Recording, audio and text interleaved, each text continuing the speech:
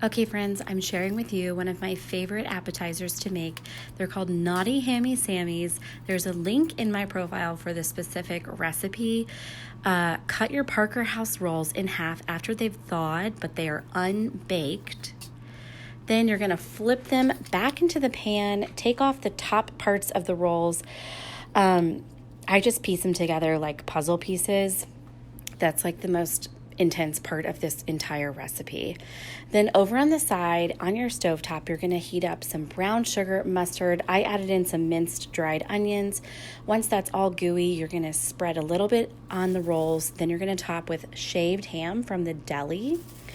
And then you're going to top it with the rest of the ooey gooey brown sugar mustard mixture. That is like the most amazing thing.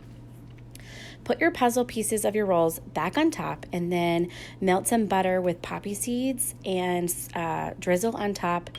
Of course, the poppy seeds all clump together, so you just use a brush to move them all around so each little roll has enough poppy seeds on top of it. Then you bake it for about 25 minutes covered in the oven. Add some flaky salt, and y'all, it's amazing.